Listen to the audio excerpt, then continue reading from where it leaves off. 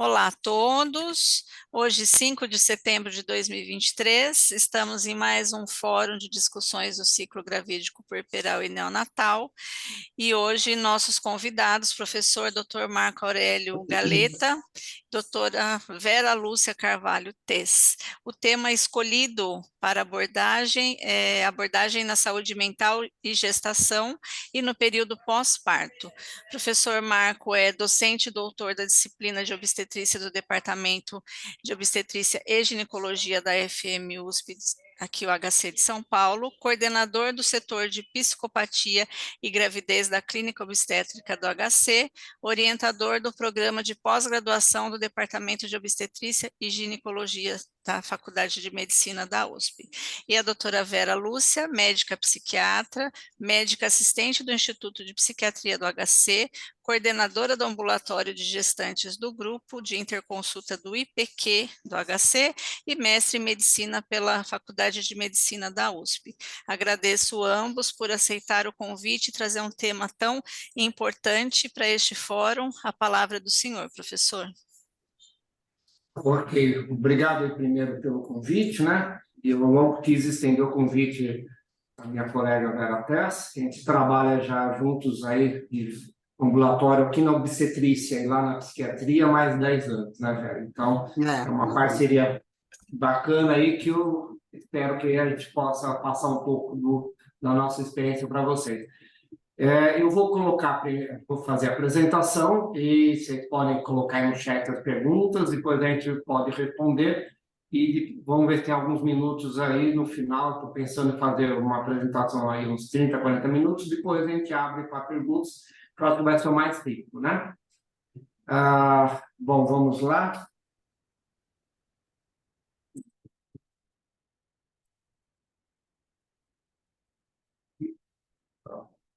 Bom, primeira coisa, eu quero trazer uma frequência aí do nosso ambulatório. Foi um levantamento feito alguns anos atrás, mas não mudou muita coisa.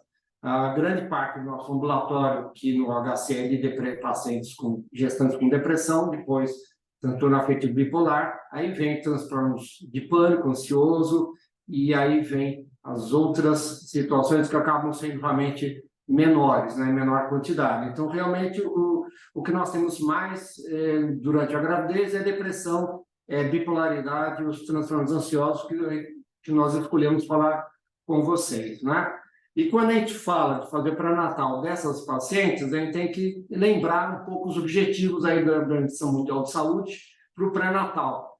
E é salvaguardar a saúde da mulher durante a gravidez e o aleitamento, ensinando os cuidados a serem dispensados das crianças, permitindo o parto normal e dando as condições para que ela tenha a possibilidade de dar à luz um filho sadio via o parto normal. Ou seja, a melhor condição possível, com bem-estar para ambas as partes, tanto para a mãe como para a criança e também para a sua família. Dito isso, como que a gente vai fazer a abordagem dessas psicopatologias durante a gravidez? Primeiro, vou falar da depressão, né?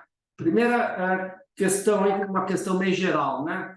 A depressão tem uma prevalência muito alta na nossa população, né? Durante a gravidez é por volta de 10 a 20%, acaba sendo já nessa prevalência uma das principais intercorrências clínicas durante a gravidez. Então, só isso já justificaria quem está conversando aqui sobre isso agora.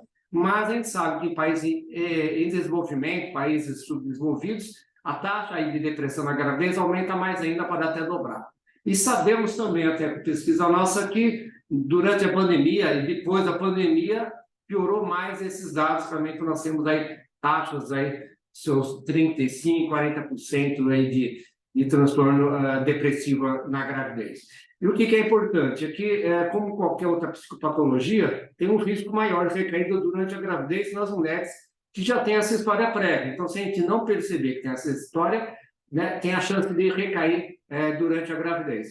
Infelizmente, uma doença pouco valorizada e pouco investigada pelos obstetras. Quer dizer, quem faz o pré-natal acaba não pensando muito nisso e acaba, às vezes, sendo surpreendido com um quadro depressivo que piora durante a gravidez.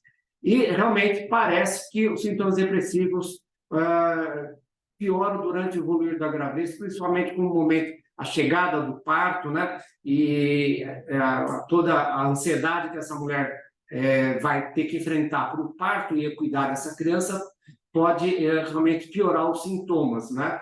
Na gravidez tem maior frequência de sintomas ansiosos e de irritabilidade do que fora, né, depressão em outros momentos da vida da mulher, né?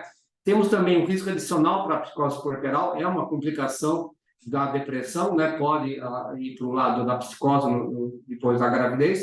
É uma causa importante de licença médica prolongada durante a gravidez. Então, assim, dá para fazer esse perfil que nós estamos conversando aqui, de que é uma coisa importante. De outro lado, então, acho que vale a pena a gente colocar o que é fator de risco reconhecido para a depressão na gravidez. E aqui a gente também pode puxar um pouquinho para a depressão pós-parto, que o fator de risco é quase o mesmo, né? É a presença de uma gravidez indesejada, e muitas vezes a gente nem investiga muito isso durante o nosso pré-natal. É a ausência do companheiro ou um companheiro inadequado, né? Uma rede de apoio social insuficiente para essa mulher, né? Junto aí com uma baixa condição socioeconômica, né? Os últimos anos a gente tem valorizado mais, realmente tem tido mais uma associação com a violência doméstica, se coloca também como fator de risco tanto a gravidez de alto risco como a gravidez na adolescência. A gravidez na adolescência no sentido desse perfil biopsicossocial muito mais conturbado. E certamente antecedente pessoal ou familiar de depressão para essa mulher. Bom, dito isso, vamos aí para as consequências da depressão não tratada. O que acontece com a mulher depressiva que a gente não percebe o quadro, então a gente percebe, mas opta por não tratar? Essa mulher tem mais risco de uma não aderência ao pré-natal. Eu acho que talvez seja o principal problema, né? Porque aí vêm as outras questões que vão acontecendo, né? Essa mulher acaba não seguindo as orientações médicas, acaba não tendo espaço de escuta, não consegue fazer um ganho de peso adequado, ela muitas vezes acaba tendo um prejuízo da capacidade de julgamento, então ela começa a não fazer adequadamente o que é orientado também, tem mais abuso de álcool, drogas e tabaco associado ao quadro psiquiátrico, é relatado aí autoindução do parto, já peguei várias vezes, a mulher fica tão ansiosa e tão mal que ela começa a fazer alguma coisa para ver se nasce logo, até de se sujeitar a coisas perigosas para ela mesma, né? E se a gente não tratar, essa depressão tende a piorar e também pode surgir os sintomas psicóticos, pode surgir de ação suicida e pode ir para o suicídio. Se isso tudo já não bastasse, também tem um prejuízo do vínculo com o bebê e com isso a gente vai para as complicações a longo prazo que eu vou falar a seguir. Esse quadro aqui é uma referência já até antiga, mas é bom que ele coloca praticamente tudo que é descrito na literatura de associação de complicação obstétrica com a depressão durante a gravidez. Vocês podem ver que tem acaba sendo realmente uma coleção grande, né? Quase tudo da obstetrícia pode estar relacionado com a depressão. Eu chamo a atenção aqui para esse parto mais doloroso, o maior abuso de analgesia para o parto, e que muitas vezes acaba não sendo percebido de forma adequada. Essa mulher acaba indo, muitas vezes, com um parto cesárea, porque acaba não aguentando a dor e aquele sofrimento psíquico na hora do parto, né? Bom, eu tinha dito que a falta de vínculo com essa criança, né, pode levar aos riscos comportamentais tardios. E aí pode ser para a falta de vínculo, pode ser também por uma exposição a esse ambiente emocional inadequado que a depressão traz, mas aqui é descrito também, né, várias complicações do lado dessa criança. O recém-nascido que tem mais taxa de irritabilidade, com sono irregular, ou pode, do outro lado, sono excessivo, consolável, hiperatividade, baixo limiar para frustração a longo prazo, na infância, depois até na fase adulta, com comportamento antissocial muitas vezes associado. Há uma resposta aumentada ao estresse, de uma pessoa que não reage de forma adequada ao estresse, e aí tem o possível déficit de atenção e déficit do desenvolvimento cognitivo e da linguagem aí escolares. Se sabe a atividade elétrica baixa do lobo frontal, que é o lobo aí da decisão, da organização das coisas para se fazer. Também tem distúrbios afetivos para essa população dos recém-nascidos, maior taxa de depressão nessa prole, né? E até tem estudos relacionando com a criminalidade. Quer dizer, é complicado para essa mulher, é complicado do ponto de vista obstétrico, é complicado para o filho dela ao nascimento e também para o filho dela na vida futura, né? Então, dito isso da depressão, a gente fica assim, bem, como então a gente atinge os objetivos pré-natal frente à depressão? Bom, é trazer bem-estar, né? Trazer uma situação melhor, tanto para a mãe como para a criança. Então, vão ter que batalhar de que ela tenha uma diminuição dos sintomas depressivos, que ela possa aderir melhor ao pré-natal, e com isso a gente vai diminuir as complicações obstétricas. Além do mais, temos que ter uma atenção maior também com o parto, permitindo o parto normal. Aqui é muito fácil para o parto cesárea, porque ela está fragilizada, ela está com uma sensibilidade maior para a dor, o médico acaba não percebendo a situação, quer dizer, pode realmente ir aí para mais parto cesárea. Então, você tem que orientar, você tem que estar junto com essa mulher para explicar o que ela vai enfrentar, para dar os recursos para ela. Lógico, se ela tiver com sintomas depressivos na hora do parto, a chance de cesárea é muito maior. Também a gente vai permitir a amamentação, vamos ajudar essa mulher a ter, a ter uma preparação para a amamentação melhor. Ela está fragilizada, ela está para baixo, ela não está com ânimo. A amamentação é uma coisa que demanda muito e a gente tem que ter consciência do que para essa mulher é até mais difícil essa amamentação, né? Não só por causa da depressão, mas todo o ambiente que ela está vivendo. Se a gente consegue isso, a gente vai conseguir ter um vínculo melhor com essa criança e vai conseguir fazer um ambiente adequado depois do nascimento, né? Então, se a gente está pensando em cumprir o objetivo pré-natal com tudo isso, a gente pensa que o melhor seria tratar a depressão de uma forma adequada, né? E a gente pensa, então, quais são os benefícios do tratamento da depressão durante a gravidez. Se a depressão está associada com complicações obstétricas, na hora que a gente trata a depressão, as complicações obstétricas tendem a diminuir. Isso é verdade, vários trabalhos dizem, é a nossa experiência aqui do dia a dia. Então, a gente vai diminuir pré-eclâmpsia, vai diminuir trabalho de parto prematuro, vai diminuir a restrição do crescimento fetal e até o sofrimento fetal. Isso também permitiria parto normal em maiores taxas, se essa mulher acabar sendo cuidada, né, e tratada durante a gravidez. Vai prevenir, uma coisa que às vezes nem fala muito, né, a depressão pós-parto. Essa mulher está ali com sintomas depressivos que vão e vêm, se a gente faz o tratamento, a chance dela ter depressão pós-parto diminui, não tenho dúvida disso, né? A gente vai estabilizar essa mãe e vai permitir que ela possa maternar, que ela possa cuidar dessa criança. E com isso a gente patrocina um desenvolvimento cognitivo para essa criança melhor. Então temos que pensar em tratar. E aí eu estou trazendo esse trabalho aqui, porque serve uma dúvida para quem está fazendo pré-natal. Pô, mas eu vou tratar, mas será que realmente isso ajuda, né?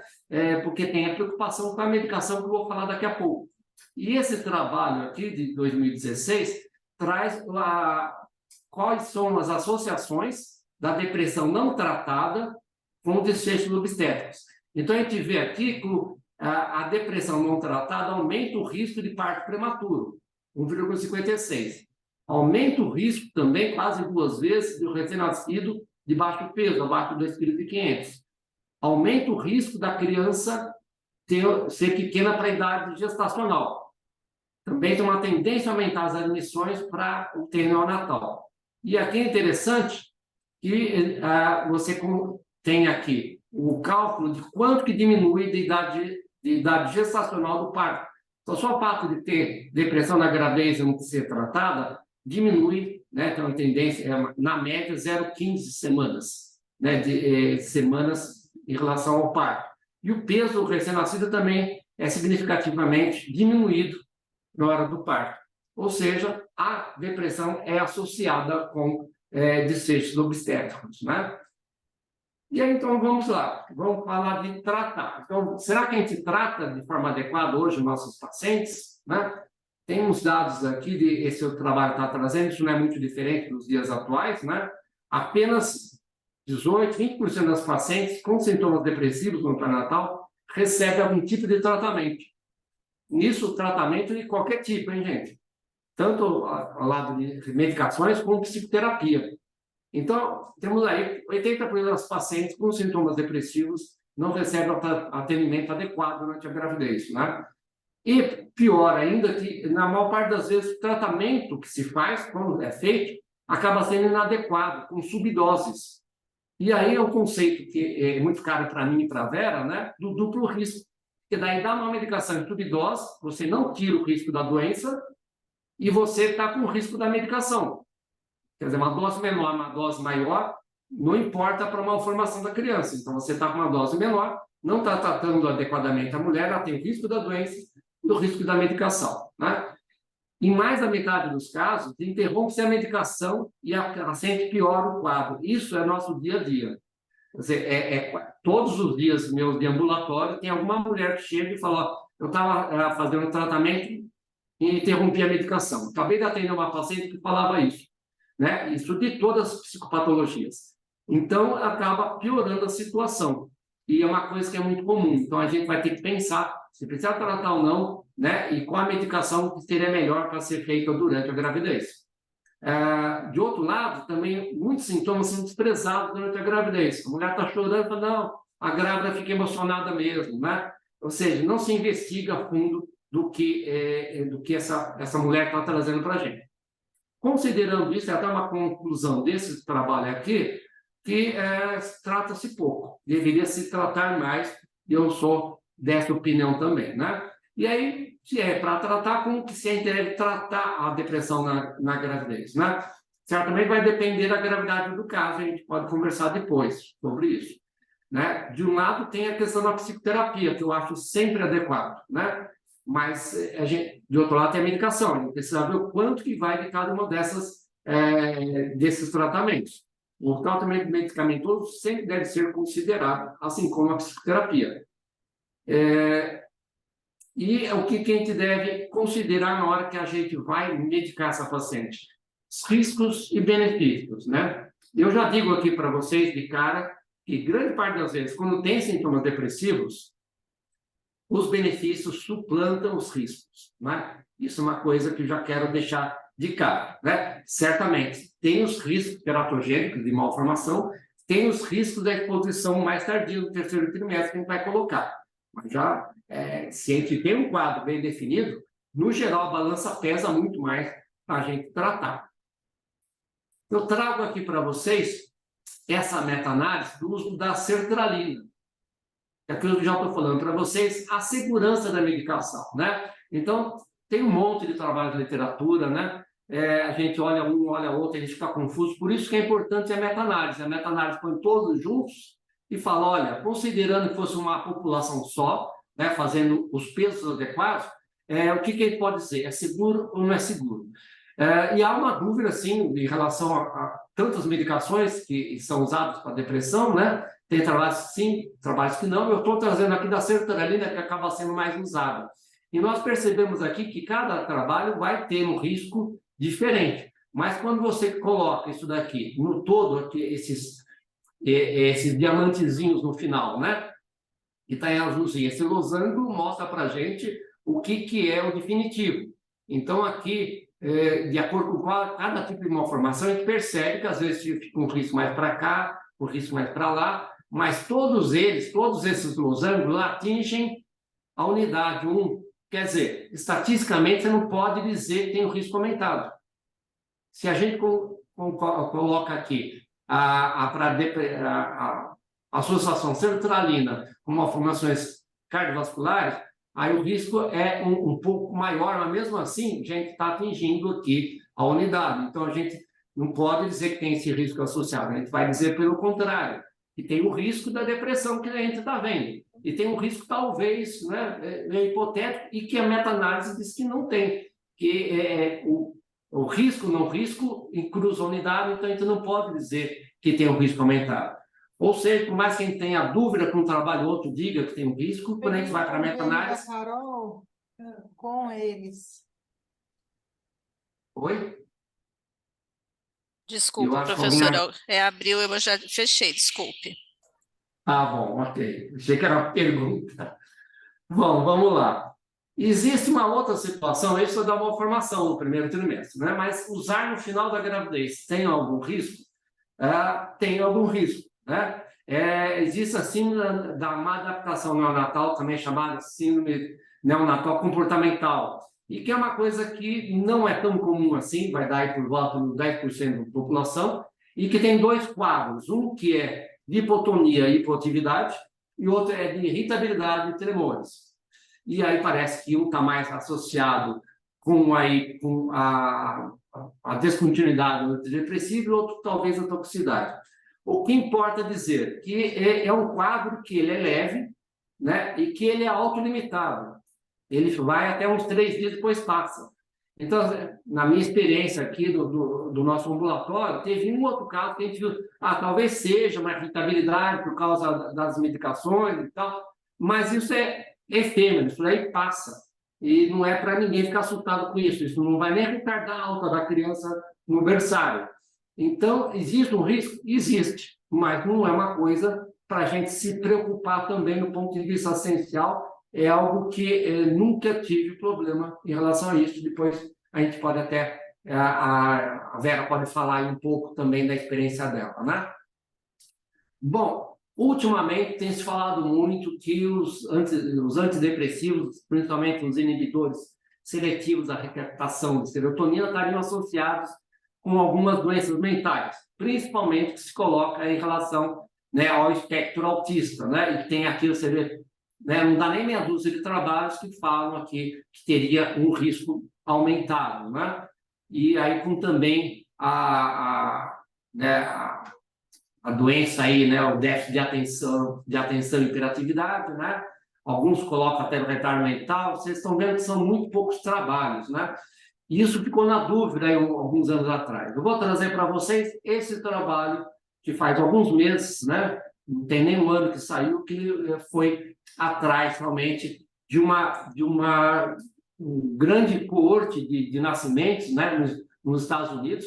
Fez aí um estudo muito cêntrico com 2 cortes, acompanhou aí por mais de 14 anos um número muito grande de crianças, quer dizer, 3 milhões de crianças, e sendo que 145 mil mães usaram antidepressivos, quer dizer, é um estudo robusto esse para ver em relação ao desenvolvimento neuropsicomotor e doenças mentais nas crianças, filhas de mães deprimidas. O que esse estudo percebeu? Né? Quando tem qualquer transtorno no neurodesenvolvimento, né, é perto de 1, né? Não tem risco ali, passa a unidade, não tem problema. Vai para o espectro autista, o risco seria até diminuído de ter espectro autista quando a mulher usa antidepressivo, né? Mas, outra vez, isso daqui não é significativo. Estamos falando de 3 milhões de crianças. A TDAH, a mesma coisa, seria até de um risco diminuído, mas, de novo, não é significativo. Por quê? Porque passa pela unidade. Outros espectros, né, outros transtornos específicos da aprendizagem, né, o risco também um risco diminuído seria e não significativo. Ou seja, depois desse trabalho populacional robusto, muito bem feito, a gente vai falar que não tem nada a ver, né, o uso de antidepressivo com a questão do espectro autista e com déficit de atenção e hiperatividade, né? Agora, o que tem são mães deprimidas também com várias questões aí da sua maternagem que a gente pode até discutir em relação a isso, mas não parece que tem nada a ver com o antidepressivo, e é bom que a gente estabeleça aqui para vocês, né? Ou seja, considerando tudo isso, gente, o que a gente deve fazer durante o pré-natal? Tentar a exposição no primeiro trimestre, quando possível. Lógico que a mulher é deprimida, a gente tem que tratar, né? A princípio, evitar as drogas mais novas, porque a gente não sabe ainda o espectro delas em termos de segurança, né?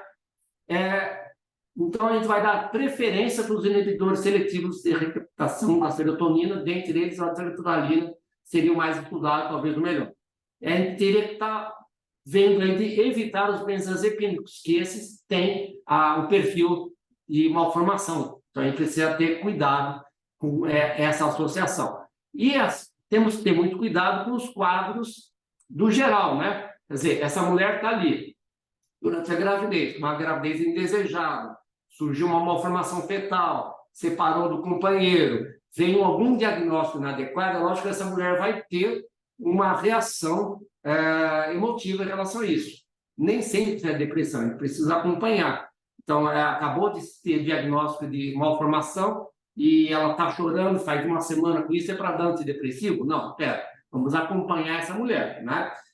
Para todas essas situações, o apoio da psicoterapia é fundamental, mas também uma conduta adequada. Estou colocando aqui do obstetra, mas de todos os profissionais de saúde. Um ambiente acolhedor, um ambiente seguro, acaba sendo muito importante.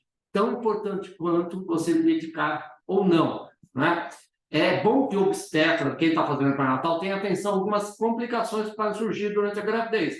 DHG, né? A pré-eclâmpsia, a restrição do crescimento fetal, trabalho parto prematuro. E a gente tem que estar aí com uma orientação otimizada em relação a eventos obstétricos, né? Considerando aí que ela pode ficar confusa em relação às coisas que vão acontecendo com ela durante a gravidez. E eu vou colocar aqui 2 pontos que eu acho importantes. É o diálogo do obstetra com o psiquiatra, do psiquiatra com o obstetra, né? E eu coloco aqui que, de um lado, tem que ter um esclarecimento dos diagnósticos, condutas e das programações terapêuticas. Então, de um lado, o lado do obstetra, ele tem que estar colocando para o psiquiatra o que está acontecendo com a paciente, né? Olha, desenvolveu diabetes, estou achando que está surgindo pré-eclâmpsia, o crescimento dessa criança não está bacana, surgiu hipotireoidismo biclínico, alterações sonográficas, e são coisas que são estressantes para a mulher e que o psiquiatra também tem que estar sabendo disso, né? Para conseguir otimizar o tratamento juntos. De outro lado, é muito importante para quem está fazendo pré-natal saber do psiquiatra o que ele está pensando em relação a essa paciente. Estou colocando algumas coisas daqui. Dizer que é deprimida, ok, é um pouco mais fácil para nós como somos da área, mas o psiquiatra vai trazer um pouco a questão da suspeita da bipolaridade, o quanto tem componente ansioso, a questão dos traços de personalidade, qual seria a melhor medicação, o estresse pós-traumático, às vezes quem está fazendo pré-natal nem imagina direito aí que possa estar relacionado com parto, abuso sexual. Então, é bom que de um lado e do outro possa trazer informações que possam conversar. De outro lado, é muito importante que eles se ajeitem e que tenha uma comunicação única, né? Que transpareça essa boa comunicação para o paciente e que não tenha uma comunicação dúbia. Pior dos mundos. O médico obstetra fala uma coisa, o médico psiquiatra fala outra, a psicóloga fala outra coisa. Pronto. Essa paciente fica super insegura e tende a piorar o quadro dela, né? Então, assim, estamos tratando essa mulher, estamos conversando na equipe e essa mulher está indo para o parto. O que a gente pode fazer em relação ao parto? Se a paciente for assintomática, não tem mudança de conduta, né? Mas a gente vai ter que deixar assintomática, né? Vamos manter a medicação no pós-parto, vamos suspender os ansiolíticos, se possível, né, junto do parto, porque ele vai vir a amamentação, vamos ter que voltar na balança e discutir com o psiquiatra, mas a princípio tentar diminuir as drogas ansiolíticas para depois do parto, e vamos estimular a presença do acompanhante durante o trabalho de parto, porque eles acaba sendo um momento estressante para a mulher. Então, também muito atento à amamentação, que eu falo até especialmente em relação à enfermagem, né, que tem uma atenção dessa mulher com depressão, para ter um apoio até maior em relação à amamentação. E atenção para as reações do recém-nascido aniversário, quer dizer, o neonatologista tem que estar ciente das medicações que a mulher tomou durante a gravidez, né?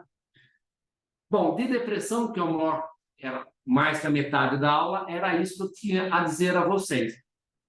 Vou falar agora dos outros 2 quadros, bem? Alguém está com alguma questão mais angustiante aí que queira falar? Senão a gente deixa também para o final. Podemos tocar em frente? No chat não tem nada, professor. Acho que pode tocar e ao final eles trazem as questões. Ok, então vamos em frente. Transtorno afetivo bipolar. Bom, no pré-natal, gente, é mais difícil, né? As condutas realmente são personalizadas, não só porque são vários tipos aí de bipolaridade, que a Vera pode depois falar com a gente, mas a questão vai muito em relação ao tratamento. Quando eu comecei a fazer esse ambulatório, eu falei assim, bem, melhor dos mundos é a gente não usar lítio. mas a gente foi ver, na prática, assim, o lítio acaba tendo uma aplicação muito boa para muitos casos, né? É uma coisa que tem que ser conversada com o psiquiatra. Lógico, se der para trocar o lítio para outros estabilizadores de humor, carbamazepina, lamotrigina, seria ótimo em relação à exposição do lítio, que ele traz mais malformação, né? Agora, também tem que tomar cuidado, o valproato, por exemplo, que é outro estabilizador de humor, é associado não só com malformações, talvez até mais do que o lítio, né? Mas também com alterações a longo prazo comportamentais, em termos de QI, de irritabilidade dessa criança. Então, não é uma droga que é isenta de risco também, né? O que eu vejo muitas vezes é melhor manter o lítio, principalmente quando já foi a exposição no primeiro trimestre, né? Agora, é importante dizer que, no geral, nós fazendo pré-natal, a gente não sabe reconhecer muito bem a bipolaridade, somente a hipomania. E essa informação, no geral, vem do psiquiatra. Agora, todos nós podemos ir atrás, né? Tendo um pouquinho mais de tempo, de perguntar um pouco mais sobre se está tendo algum quadro de hipomania, já teve na vida dela, se tem antecedente familiar de transtorno bipolar, que já ajuda. Mas o que eu vejo muitas vezes que realmente esse diagnóstico vem pelo psiquiatra, e eu já gostaria muito que o obstetra, quem está fazendo pré-natal, falasse, pode ser que tenha uma bipolaridade aqui, isso já é ótimo, que daí já vai atrás de tentar fazer um diagnóstico, né?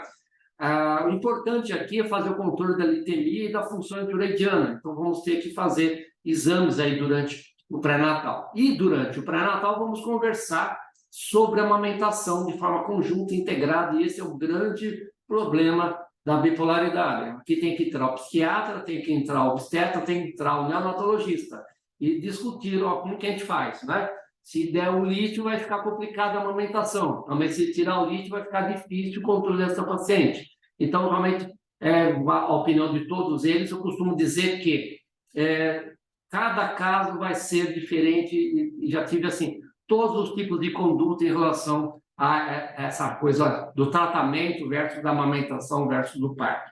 Então, isso aqui é uma coisa somente complicada. Se alguém de vocês teve alguma experiência com isso, talvez fosse legal trazer no final, né? E o que a gente vai fazer no parto, né? Se o parto for programado, ideal a gente poder suspender o lítio 2 dias antes para diminuir a litemia do recém-nascido, porque vai diminuir a litemia da mãe, né? Isso é muito raro acontecer, né? Não sei bem, a mulher tem 2 cesáreas anteriores, a gente vai programar o parto. Então, isso acontece muito pouco, porque também não dá para a gente diminuir, ela está com 38 semanas, vamos parar agora o lítio. Aí ela descompensa exatamente no momento mais delicado da gravidez dela, né? Se essa mulher estiver estável, que a gente gostaria que tivesse, vai ser assistência do parto de forma rotineira. Mas a gente tem que estar atento que no pós-parto é um momento de estresse, um momento que pode piorar essa mulher, ela pode ciclar depois do parto, né? A gente pode discutir aí o uso, por exemplo, de drogas como a risperidona para segurar a impulsividade. Aí é uma coisa conversar com o psiquiatra de novo. E lembrar que depois do parto, a tendência, se ela já usava lítio antes, é voltar o lítio aos valores pré-gravídicos, a dose pré-gravídica, né?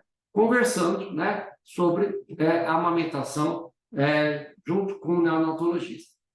Ok? Vamos lá, algumas palavras agora de ansiedade e pânico.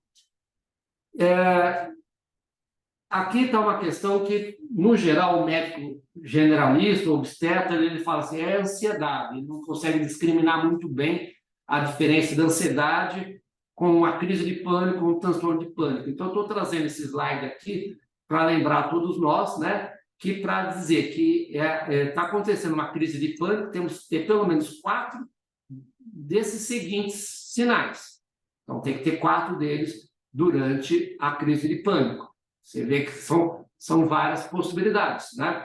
Ou seja, não é só ficar nervosa, não é só ter uma crise de choro, não é só ter um tremor. Tem que ter 4 critérios, aí, 4 sintomas, né? Crise de pânico, todos nós aqui podemos ter na vida, né? Agora, não temos o transtorno de pânico. O transtorno de pânico é uma outra coisa.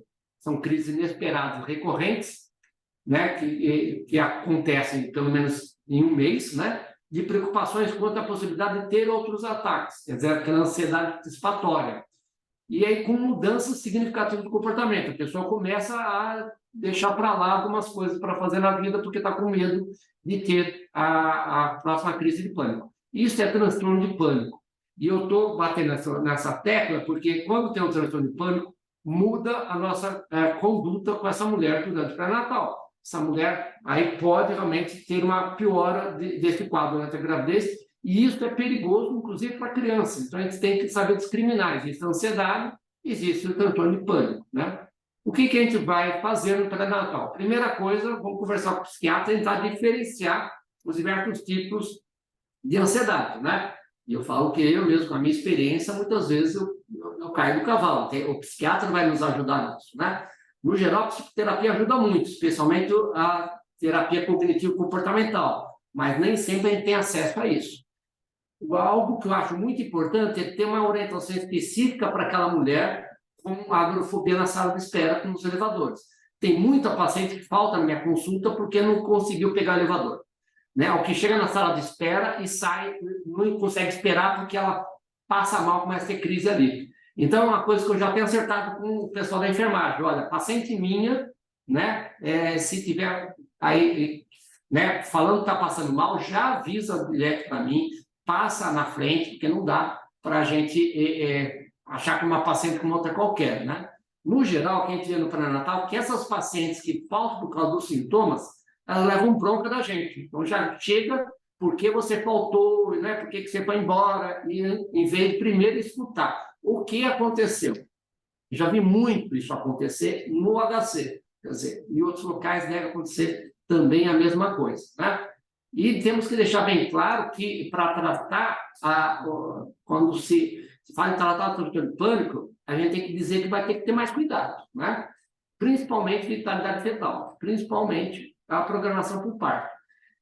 Deixar em pós-datismo uma paciente com pânico é pedir para dar problema, né? Essa mulher vai ficar mais ansiosa com pânico, não tem muito como, né? Bom, medicação, a gente é bom evitar a clonazepam e outros benzodiazepínicos no primeiro trimestre e também no terceiro, porque no terceiro está mais próximo do parto. Se possível, né? Se não tiver como, pelo menos deixar na menor dose possível. De repente, pode ser trocar os benzodiazepínicos que ela usava, que são classe D, por levomepronazino, oxidalzine, né, e outros parecidos da classe C. Os antidepressivos são uma boa opção, né, mas tem que lembrar que para ansiedade, às vezes, a dose é um pouco maior. Agora, realmente, quando se trata, isso é uma coisa que eu aprendi com um tempo aqui, né? Quando está passando junto com um psiquiatra, uma paciente com ansiedade, está com um tratamento adequado, a minha vida como obstetra fica muito mais fácil. Porque daí eu vou lidando com essa mulher como se fosse uma mulher outra, que o parto está chegando, ela está nervosa, ok, mas eu consigo lidar. Quando essa mulher não está bem tratada, aí eu não consigo nem conversar direito com ela. Ela vai aumentando o estresse dela, que acaba, né, levando a coisas até complicadas durante o parto, né? E eu vou dizer a vocês que essa mulher não bem tratada, ela vai para o pronto atendimento mais vezes, né? Ela vai toda hora ficar passando pronto-socorro. Acho que vocês aqui já devem ter tido experiência nisso. E eu pessoalmente, tenho muito medo que essa paciente comece a passar muitas vezes.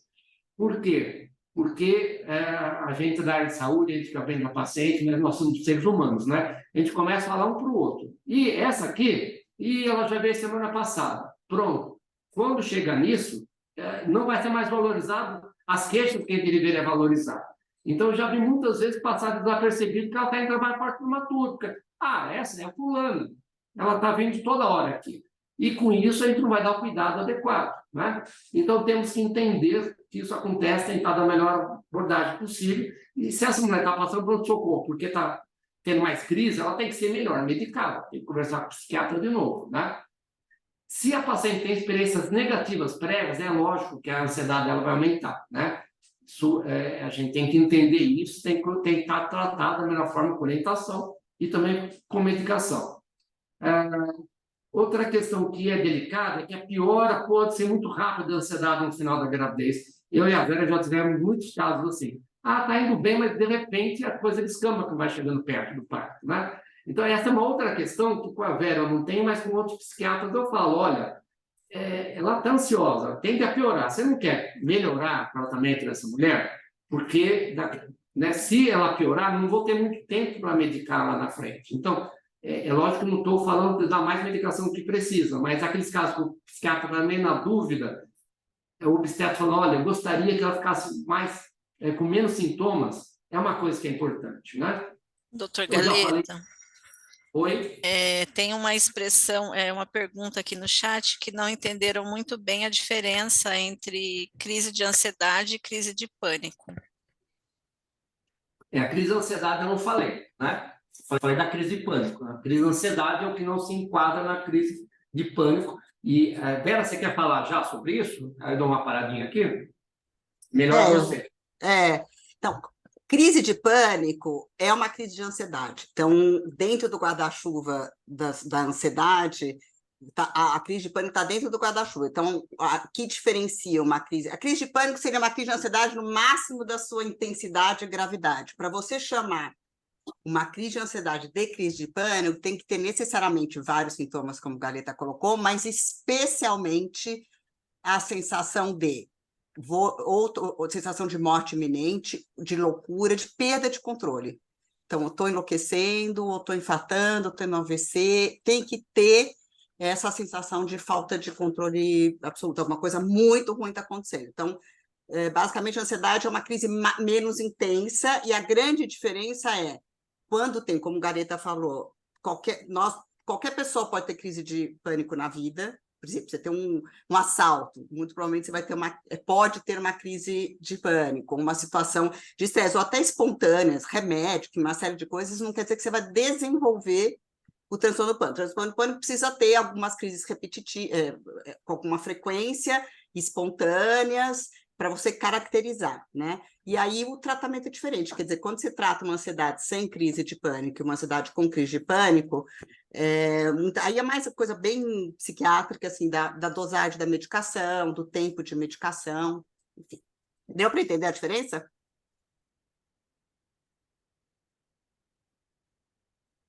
Janete, entendeu? Deu sim. Obrigada, doutora Vera. Bom, já estou aqui terminando, né? O parto da paciente com ansiedade é um pouquinho mais complicado, né? Os casos mais sintomáticos, eu diria que, aliás, eu diria até assim, está com sintomas, tende a piorar junto da prova do parto, né? Então, acho que o pós-datismo, poucos casos que eu vou deixar em pós-datismo mesmo, gente, né? Também é bom evitar o trabalho de parto prolongado. Se está indo tudo bem, ok, mas o estresse do trabalho de parto, né, dura mais que 24 horas, acaba sendo muito ruim para essa mulher. A dor é muito ruim, ela não tem uma reação igual às outras mulheres para a dor. Então, é importante a gente falar de analgesia. Muitas vezes botei no cartão do pré-natal isso, por favor, analgesia precoce, quando a paciente pedir, né, já orientá-la que ela vá para algum hospital que possa ter isso. A presença dos acompanhantes realmente ajuda bastante, a não ser que seja uma pessoa complicada, né? Tá com atrito com o marido, vai ficar difícil, mas no geral o acompanhante ajuda muito o trabalho de parto para as pacientes, né? Algumas técnicas comportamentais de respiração costumam ser muito úteis também para essa mulher, né? E eu quero chamar a atenção para vocês, que é a experiência minha da Vera, que já teve vários casos catastróficos durante o trabalho de parto e parto. Quer dizer, quando essa mulher tem uma crise de pânico ali no momento do trabalho de parto, aumenta a adrenalina, aumenta o vasoespasmo, vai para o sofrimento fetal, e também já viu algumas vezes uma contaminação emocional da equipe. A mulher começa a passar mal, fala, eu vou morrer, não sei o quê. E isso, né, o coitado do obstetra não é o psiquiatra nessa hora, né? Ele fala, não, comigo você não vai morrer, não. E começa a ficar emocionado com aquele negócio. Eu já vi isso acontecer, precisa ter a cabeça muito calma nessa hora e falar, não, ok, ela está falando, ela está passando mal, né? Mas eu vou tentar fazer o melhor possível aqui. Então, de novo, muito cuidado com essas mulheres. Em relação aos cuidados aí de medicação nessa hora do parto, né? Quando essa mulher tiver uma crise aí de pânico, de ansiedade nesse momento, né? Primeiras medidas não farmacológicas, né? Pressuposto inicial que a gente pode ter, evitar os benzodiazepínicos de vida mais longa, né? Como clonazepam e diazepam, porque essas medicações vão passar para a criança, vão concentrar na criança, né? Então, a gente coloca algumas situações. Numa situação, a paciente tem ansiedade, e ela começa a ter uma crise de ansiedade, né? Ela está prestes, né? Ela está ficando mais nervosa. Aí uma opção boa é prometazina, né? E um benzodiazepínico de ação mais rápida, que são mais difíceis a gente ter no nosso serviço, né? Bromazepam, lorazepam, prazolam. Situação 2, o paciente está em vigência de crise de pânico. Aí já não dá para ter as medicações. Então, uma opção, aí vai ter que conversar com o anestesista também, né? Aí entra midazolam ou propofol, como sendo duas opções. Ok? Então, é uma coisa que a gente conversou, eu, a Vera e o pessoal da anestesia, que a gente estabeleceu um pouco essa dinâmica aqui, porque muitas vezes acaba tendo crise de pânico e nem o anestesista sabe o que fazer direito. Ele fica também meio perdido ali, né? Então, é bom a gente conversar isso antes. E minhas últimas palavras, só lembrar do pós-parto. O pós-parto vai ter 3 opções aqui, né? O blues puerperal, a depressão pós-parto e a psicose pós-parto. O blues puerperal é uma situação aí que acontece com um pico no 5º dia, pode durar uma semana até 2 no máximo. É uma mulher que está com uma certa labilidade emocional, uma certa irritabilidade, associada a esse cansaço do pós-parto, é praticamente fisiológico, e tanto que acontece, a gente precisa ter uma noção que tem que dar um apoio, tem que estar conversando com a família, tem que dar um suporte. E que uma vez ela tendo blues puerperal, ela tem risco de ter depressão pós-parto. A depressão pós-parto já é um pico depois, né? O pico aí de suas 4, 6 semanas, aí já é uns 10, 30% da população. Grande fator de risco é depressão durante a gravidez, né? E aqueles outros que eu coloquei antes. Existe a psicose pós-parto, que é um evento mais raro, graças a Deus, que pode ser um quadro psicótico puro, né? Mas muitas vezes a gente vai atrás tem um quadro de depressão junto, né? E em relação à saúde mental no pós-parto, vou trazer para vocês 10 recomendações que eu e a Vera fizemos aqui para a Sociedade de GO do Estado de São Paulo, e do que se fala de diagnóstico de depressão pós-parto, né? Então, eu estou salientando algumas coisas. Todo médico obstetra passaria aí, né? Todo médico pré-natalista, né, deve estar familiarizado com a anamnese no sentido de fazer o diagnóstico da depressão pós-parto, né? E a gente tem que perguntar, ter 2 perguntas que têm que estar presentes na consulta pós-parto, né, de triagem mesmo. Primeiro é tristeza, se ela anda triste, se ela está chorosa, se ela, né, como está o humor dela, e a falta de ânimo, quanto que ela tem vontade de fazer as coisas. Pelo menos essas 2 perguntas. Se elas vierem positivas, aí vamos conversar do resto, né? A gente tem batido muito nessa tecla, porque às vezes nem isso se pergunta, e só fala aquele, está tudo bem, não, tudo bem, a mulher não vai, a gente não vai conseguir saber se ela está bem mesmo ou não, né? E com as mulheres, fator de risco, principalmente, a gente tem que estar muito atento a isso. E a gente colocando que pode ser, né, uma questão de logística, de falta de tempo nesse momento, pode também passar alguns questionários. O mais conhecido é o questionário de Edinburgh, né, que pode a mulher se auto-aplicar e ter, né, a resposta de se ela tem sintomas depressivos ou não. O importante é pensar na depressão pós-parto, né, e saber dos fatores de risco para poder fazer o diagnóstico. Ok, gente? Era um pouco isso. Eu queria aí agora escutar um pouco vocês, as dúvidas de vocês, o que a gente poderia estar ajudando aí, os casos que vocês já tiveram, inclusive, né? Já saiu aí a minha tela, né? Já, professor, tem uma pergunta da Renata. Dose inicial de sertralina para depressão. Uso de fluoxetina no início de pré-natal, troca para sertralina ou mantém a fluoxetina? Qual a equivalência da dose? Vera, você quer responder essa? Eles são a fluoxetina e a sertralina. Não, primeira, acho que é uma pergunta super importante. Não se troca antidepressivo. Assim, a fluoxetina é tão segura quanto a sertralina. Então, acho que até falar um pouco geral de antidepressivos, todos os antidepressivos são bastante seguros. Pode entrar, pode deixar aberto, por favor. Todos os antidepressivos são bastante seguros, com exceção da paroxetina, que tem uma discussão aí de uso do primeiro trimestre. Então, todos eles têm a segurança muito parecida. A fluoxetina era considerada a droga mais segura da gestação até, sei lá, 10 anos atrás, porque era a primeira, porque se acumulou mais informação com ela. Conforme foi se usando a sertralina, hoje tem mais informação com a sertralina do que a fluoxetina. Então, por isso que ela se torna talvez a primeira medicação e porque ela passa menos no leite. Então, entre a fluoxetina e a sertralina, acaba sendo a sertralina a primeira opção. Mas se a paciente está com fluoxetina e está bem, não se troca o antidepressivo. Não se troca por sertralina, tá?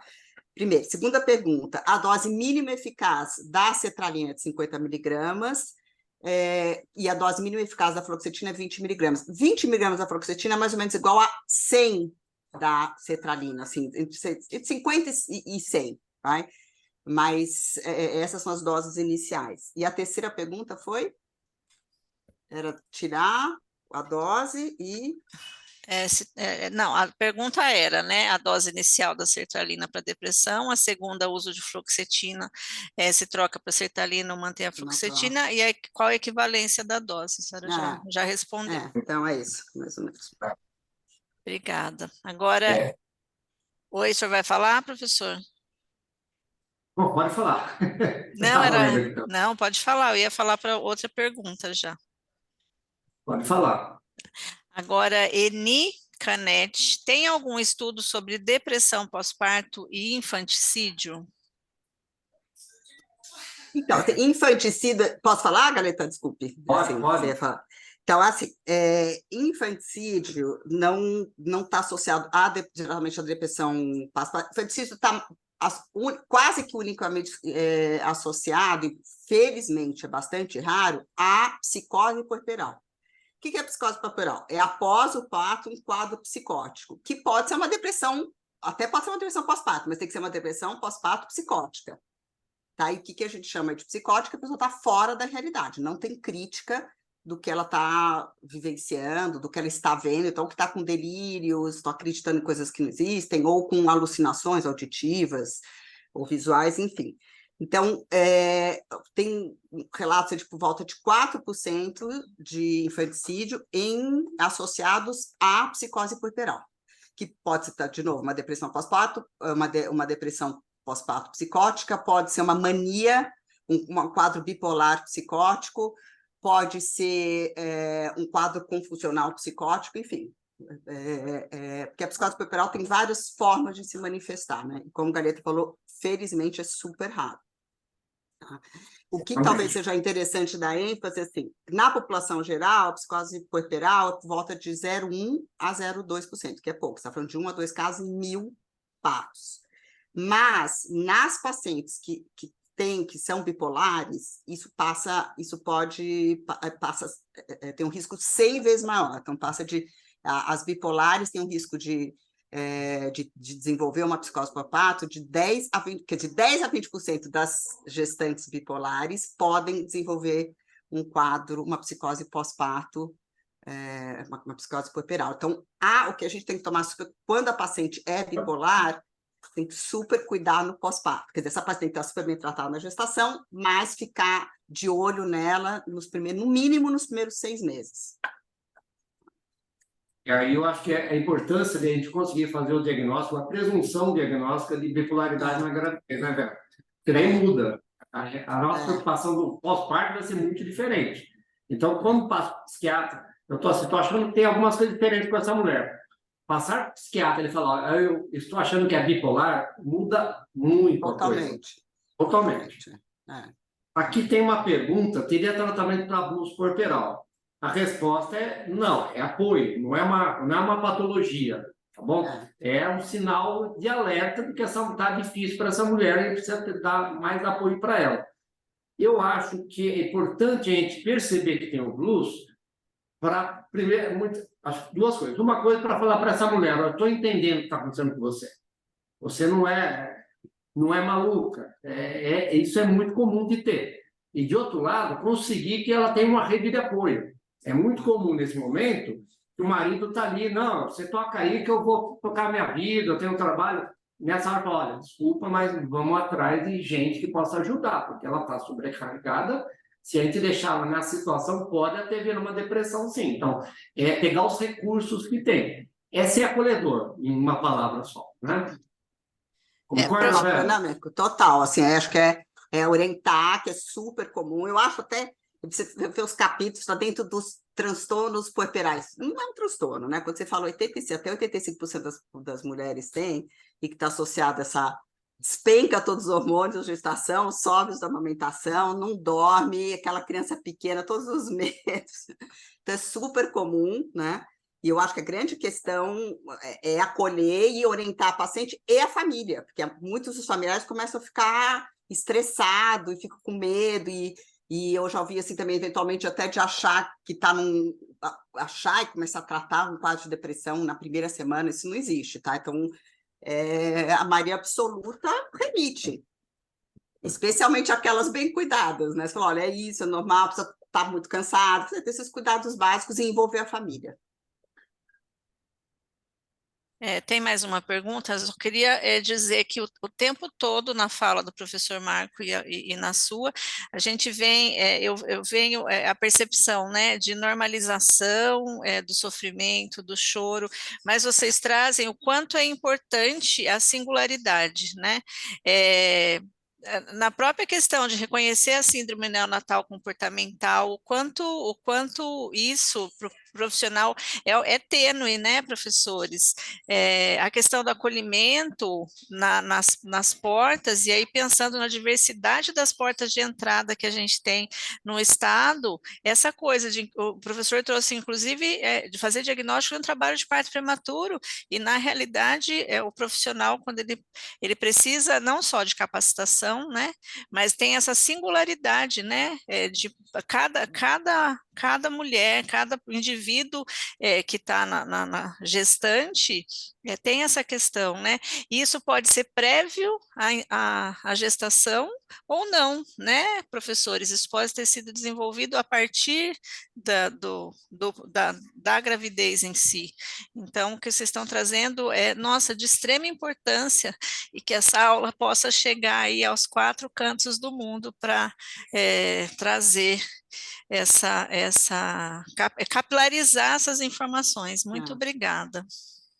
Deixa eu só falar posso falar só 2 coisas que eu acho que é uma coisa super importante para ficar. Assim, o grande fator de risco para quadros puerperais principal é essa puérpera não estar bem na gestação. Então, por isso que é tão importante o tratamento na gestação. Então, o grande fator preditivo de uma depressão pós-parto é estar ou deprimida durante a gestação, ou estar com transtorno de pânico, ansiedade não tratada, tá? Então, isso é uma coisa importante. E só uma outra, que na aula do Galeta, ele falou dos inibidores seletivos, que são medicações seguras, né? Cada vez mais se mostrando mais seguras, porque esse banco de dados mundial está se engordando, então a gente, felizmente, está vendo que, de fato, não tem aumento de risco de malformação e tal. Mas só para lembrar, pensando aí nessa capilaridade em posto de saúde, que os tricíclicos, que a gente ainda usa muito, que é a nortriptilina, clomipramina, imipramina, são extremamente eficazes para a maioria dos casos psiquiátricos, são drogas muito boas e que não estão dentro da margem de segurança dos inibidores seletivos, tá? Só para não ficar essa um pouco a ideia de que hoje em dia tem muito mais informação com os serotonérgicos do que com os tricíclicos, porque no mundo, especialmente nos Estados Unidos, que é onde faz mais pesquisa, se usa muito pouco tricíclico, se usa basicamente serotonérgico. Então, você acaba tendo menos informação. Mas aqui no Brasil, a gente ainda usa muito. É uma droga, é um grupo de remédios muito eficazes e que tem a mesma segurança que os inibidores seletivos. E acho que tem uma pergunta que é mais para você, Vera, se você puder ajudar, da quetiapina para bipolaridade. Mantenha o suspense. Já sei que você vai ter uma... assim, a quetiapina é um bom estabilizador de humor. Primeiro, ela é um estabilizador de humor acima de 200 miligramas. Então, quetiapina em doses baixas para bipolares não é indicado, porque pode favorecer a virada. Então, ela é indicada se em doses mais altas ou se tiver com outro estabilizador do humor, né? Então, mas a quetiapina, assim, é uma boa droga, a gente tem usado. Então, porque uma coisa é você usar quetiapina em doses baixas para sono, para ansiedade. Outra coisa é você usar a quetiapina como estabilizador de humor. Se você estiver usando como estabilizador de humor, tem que ser acima de 200 miligramas. 300, essa partir daí. É uma boa opção, né, para bipolar. É uma boa opção. É uma boa opção. Eu só estou dando essa ênfase porque doses baixas, porque a quetiapina, até 200, de 150 a 200, ela tem um efeito antidepressivo. E então, o que acontece é que alguns bipolares, se não estiverem com outro estabilizador de humor, eles saem da depressão e vão para uma mania. E aí ela só tem esse efeito mais protetor em doses mais altas. É um pouco só esse cuidado. Ok, mas assim, não suspende, então, no primeiro trimestre. Porque às vezes eu pego paciente que vem encaminhada, né, para o alto risco, e aí muitos obstetras já suspenderam a quetiapina no início do primeiro trimestre, e aí eu não sei, né, o que faz, que mantém, se introduz outra coisa. Mas aí depende do diagnóstico, né?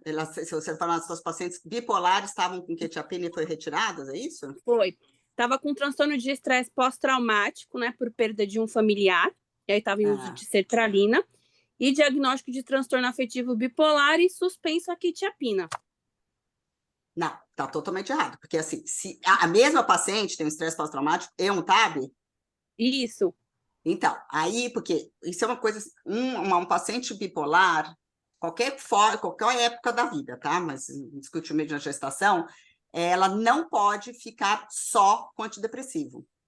Porque o antidepressivo sozinho vai fazer essa paciente virar. Ou virar para uma mania, ou ficar em um estado misto. Assim, é um caos. É a pior coisa que pode acontecer. Então, se ela está num quadro depressivo, ela pode estar com antidepressivo, mas tem que estar com estabilizador de humor. Aí, no caso, a quetiapina, aí essa conduta de tirar a quetiapina foi exatamente, está errado, né? Se fosse para tirar alguma coisa, era a sertralina aí. Talvez fosse mais seguro ficar só com a quetiapina, que depende de cada caso. Mas o que é importante é bipolar não pode ficar só com antidepressivo. Então, se uma paciente, se um outro chegar em vocês e o profissional tirou o antipsicótico, estabilizador do humor, deixou só sertralina, é uma conduta errada e a chance dessa paciente descompensar é imensa. Então, tem que estar com o estabilizador de humor. No caso, deveria ficar com a quetiapina em doses acima de 200 miligramas. E é muito lembrar, né, Vera, o que é um bipolar descompensado, né? Quer dizer, essa mulher, a chance dela provocar um aborto, se expor para uns riscos, não vir mais um pré-natal, é um risco grande. Então, tem que estar ciente bipolar disso, né? Descompensada na gestação aumenta muito todos os riscos obstétricos, né? Claramente, essa paciente não vai conseguir vir nas reuniões, nos pré-natal, fazer os exames, fazer as medidas profiláticas mínimas. Muito frequente o uso de abuso de drogas ou de medicação, como automedicação, quer dizer, está uma aceleração imensa, aí começa a beber para tentar acalmar um pouco, ou usar ansiolítico, porque, por incrível que pareça, benzodiazepínico precisa do receituário preto, né? Mas é relativamente fácil comprar, então começa a fazer o uso de medicações para se autorregular, né? E, então, assim, bipolar em gestação tem que tratar e fazer com que ela fique estabilizar o mais rápido possível.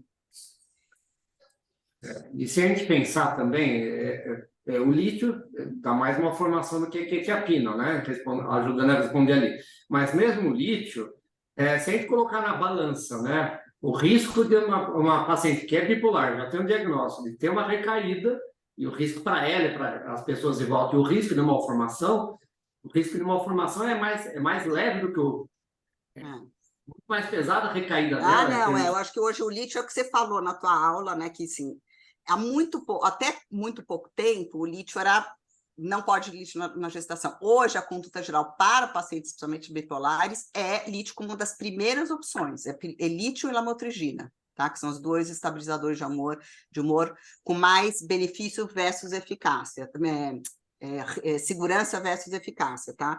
O lítio, a questão é o primeiro trimestre, então, se puder evitar, sim. Se não, se a paciente já estiver em uma bipolar grave, vários que se mantêm, felizmente, a prevalência de malformação é infinitamente menor do que se acreditava, né? Se falava em 10, 20% de malformação hoje, porque a grande questão é a anomalia de Epstein, que é de 0, aumenta, 20 vezes, mas passa de 0,001 para 0,1, quer dizer, o risco relativo é maior, mas o risco absoluto é muito menor, né?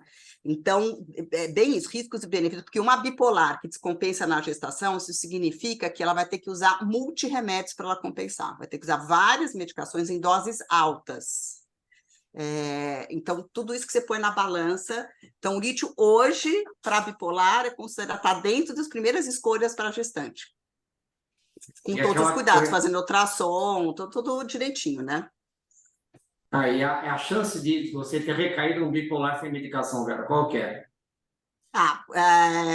100%. Com lítio, os trabalhos que tem é com 100%, com lamotrigina, lítio, praticamente 100%, ao longo da gestação, né? E tem... Mesmo tratada, tem o risco ainda de cair, né? Então, então, imagina não ser tem tratada. isso, assim, exatamente. Se não tratada, ainda tem o risco, porque aí essa é uma outra coisa, que aí realmente bipolar tem que ter psiquiatra junto, né? Acho que aí é muito uma área, uma doença muito complexa.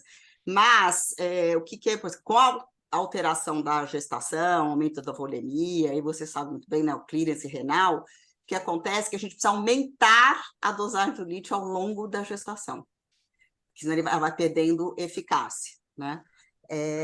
E isso é uma das coisas que... Então, quando eles veem que há uma recaída, você faz o ajuste nas pacientes que estão tratadas, então, às vezes você faz o ajuste do lítio e elas voltam a ficar bem. Elas respondem rápido e tal. Em contrapartida, aquelas que tirou o lítio, tem uma recaída muito mais grave, demora muito mais para responder bem e precisa de multidrogas, né? Então, claramente nisso, porque com a gestação e doença mental, bem, risco e benefício o tempo todo, né? Nessa balança. E a conduta hoje tem que tratar. Assim, eu acho que o não tratamento é tão carregado de consequências, cada vez mais consolidadas, que tem que tratar com todos esses cuidados. Eu acho que era isso. Tem mais perguntas aí, gente? Pessoal, alguém no chat não tem, professor, alguém quer abrir o microfone?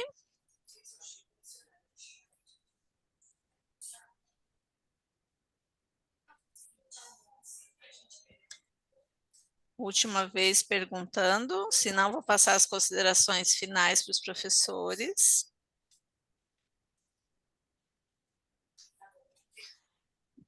Bom, então chegamos ao final de mais um fórum.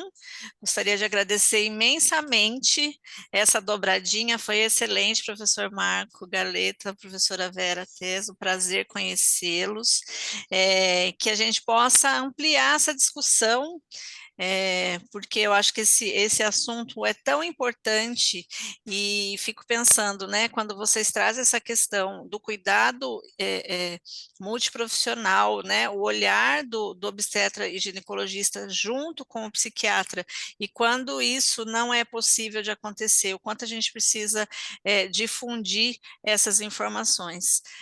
Então, em nome do Grupo de Enfrentamento à Morte Materna, Infantil e Fetal do Estado de São Paulo, quero agradecer e vou passar as considerações primeiro para a professora Vera e depois para o professor Marco Galeta. Professora Vera. Para finalizar? Isso. Bem, eu acho que você colocou aí a equipe multidisciplinar, a gente tem trabalho, eu e o Galeta, aí há uns 10 anos, né? Um ambulatório lá na psiquiatria de gestantes tem uns 15, a gente está, sei lá, uns 10, 12, e é super importante esse trabalho, as duas equipes juntas. A gente nós temos a sorte, né, Galeta, de poder ter essa troca rápida, e claramente a gente vê o benefício que tem para os pacientes, né, da melhora. Isso é muito, no nosso, no dele, mas no meu ambulatório também passam residentes, e eles ficam muito gratos de ver que as pacientes entram mal e saem bem, né? Quer dizer, que tem um efeito, e tem muita equipe de multidisciplinar, os obstetras, psicólogos da psicologia e assistente social da obstetrícia, e quando não é possível, acho que a gente tem uma situação muito privilegiada de ter esses dois tão pertinho que a gente pode trocar, tentar ao máximo, até o Galeta você vai estar, não sei se você vai estar falando, mas o Galeta manda cartinha para os psiquiatras, né? E a gente também, quando os pacientes não são daqui do HC, por exemplo, tentar entrar em contato com esse obstetra e poder fazer essa equipe de diagnóstico. Faz toda a diferença poder fazer esse trabalho junto. Mas muito obrigada, eu achei que assim, poder passar essas informações, essa é uma área ainda muito pouco discutida, muito pouca, as informações são muito pouco difundidas, né? Então, acho que essa é uma oportunidade única. Muito obrigada. Obrigada, professor Marco Galeta. Bem, primeiro, obrigado ao convite de novo, né? Sempre é uma riqueza poder estar falando com tanta gente, não consegui ver aí, mas eu sei que tem vários tipos de profissionais, em várias regiões do estado de São Paulo, né? Eu acho que isso é muito, muito bacana mesmo, né? E eu gostei da Vera lembrar a coisa das cartinhas. Realmente, tem que buscar conversar com outro profissional, né? Porque não dá para ficar só com um lado. E o que eu vejo muitas vezes que grande problema é a falta de comunicação entre os profissionais, né? Então, a pessoa sabe muito de um lado, a pessoa sabe muito do outro, mas não conversam, e aí começa a ter ruídos de comunicação, onde dá errado os nossos casos, né? Realmente, eu acho que isso é importante. Queria só falar uma coisa, puxando um pouco do que você disse antes, Adriana, de que momento que a gente vai perceber a singularidade da mulher, né? E eu vejo muitas vezes a gente começa para Natal e a gente fica assim, bem, fiz as perguntas direitinho, essa mulher não tem depressão, não tem ansiedade, vou ficar na minha aqui. E assim, isso é uma falha também, porque não é porque estava tudo bem no começo que não vai desenvolver durante. Então, eu vejo também que é uma fonte de erro comum. Uma coisa, se a mulher já tinha antecedente de depressão, ansiedade, ok, a anamnese bem feita, você pega essa informação e já tem um atendimento bacana. Mas tem que lembrar que tem mulheres que desenvolvem quadros durante a gravidez. Principalmente quando alguma coisa não deu certo, que ela estava, né, contando que ia dar certo. Então, um diagnóstico de malformação, acho que é um exemplo bem claro disso. Estava tudo bem. Chegou aquele morfológico, falou que tinha alguma coisa, pronto. Já muda tudo, a gente tem que estar atento, pode ser só uma questão de dar um apoio, mas pode estar desenvolvendo uma doença mental aí. Então, é ter atenção durante o pré-natal inteiro, né? E às vezes, no pronto-socorro, que se percebe que tem alguma coisa com aquela mulher e às vezes nem, né, de novo, vem uma cartinha para o obstetra nem está sabendo, está fazendo pré-natal. Então, quanto mais a informação circular, né, é muito melhor para a paciente, né? E obrigado, viu, Adriana? Obrigada ao senhor, professor, que a gente possa estar junto mais vezes. Tenha uma excelente semana e um ótimo feriado. Até semana que vem. Obrigada, tchau, boa tarde. Tchau. Tchau, até mais.